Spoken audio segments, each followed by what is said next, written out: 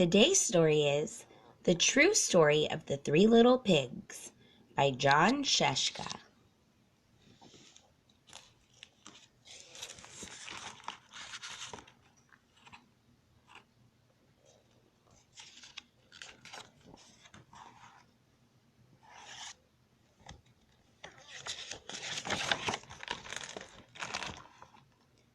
Everybody knows the story of the three little pigs, or at least they think they do. But I'll let you in on a little secret. Nobody knows the real story because nobody has ever heard my side of the story. I'm the wolf, Alexander T. Wolf. You can call me Al. I don't know how this whole big bad wolf thing got started, but it's all wrong. Maybe it's because of our diet. Hey, it's not my fault wolves eat cute little animals like bunnies and sheep and pigs. That's just the way we are. If cheeseburgers were cute, folks would probably think you were big and bad too.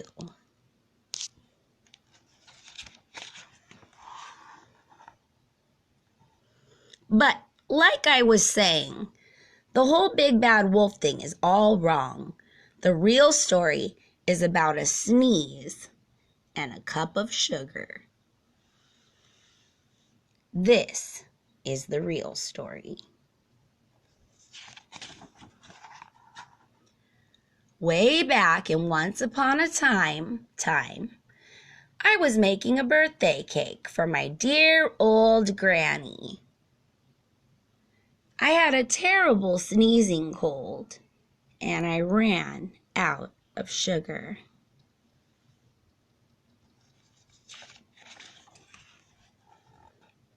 So, I walked down the street to ask my neighbor for a cup of sugar.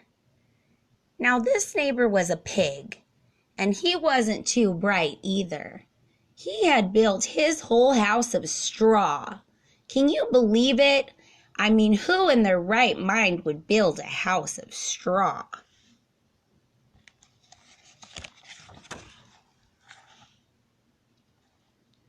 So, of course, the minute I knocked on the door, it fell right in. I didn't want to just walk into someone else's house, so I called, little pig, are you in?" No answer. I was just about to go home without the cup of sugar for my dear old granny's birthday cake. That's when my nose started to itch. I felt a sneeze coming on. Well, I huffed and I snuffed and I sneezed a great sneeze.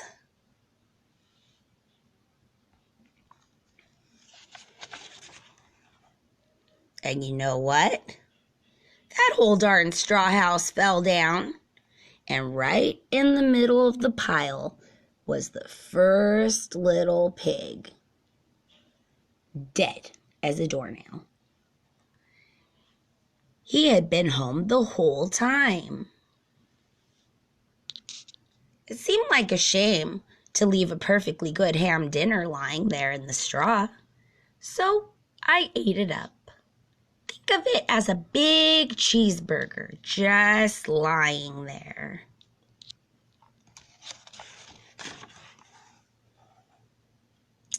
I was feeling a little better, but I still didn't have my cup of sugar. So I went to the next neighbor's house. This neighbor was the first little pig's brother. He was a little smarter, but not much. He had built his house of sticks.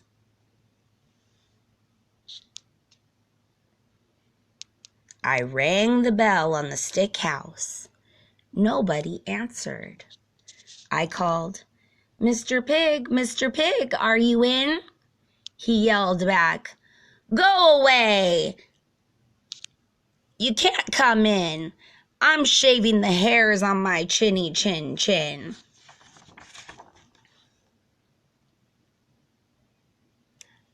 I had just grabbed the doorknob when I felt another sneeze coming on.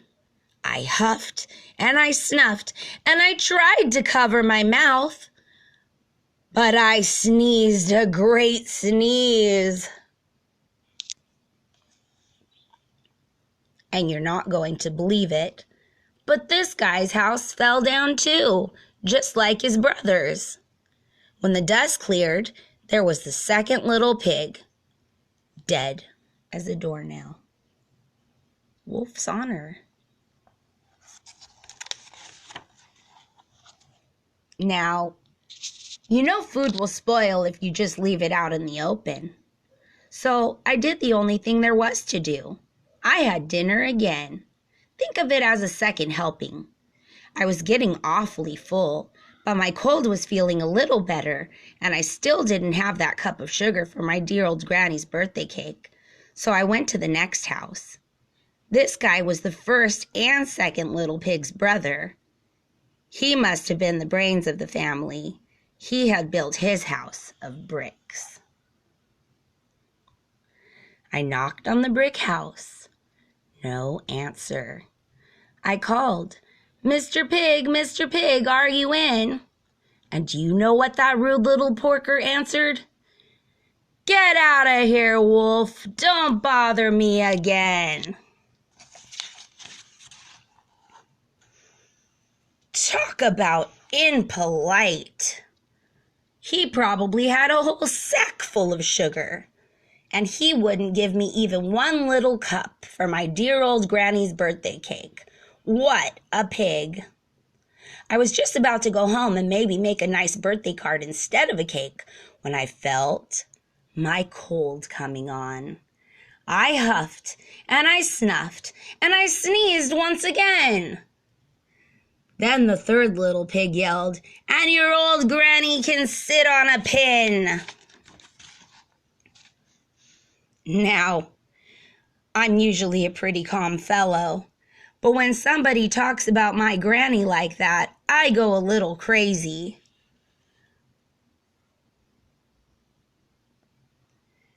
When the cops drove up, of course I was trying to break the pig's door down. And the whole time, I was huffing and puffing and sneezing and making a real scene. The rest, as they say, is history. The news reporters found out about the 2 pigs I had for dinner. They figured a sick guy going to borrow a cup of sugar didn't sound very exciting, so they jazzed up the whole story with all that huff and puff and blow your house down, and they made me the big bad wolf. That's it. That's the real story.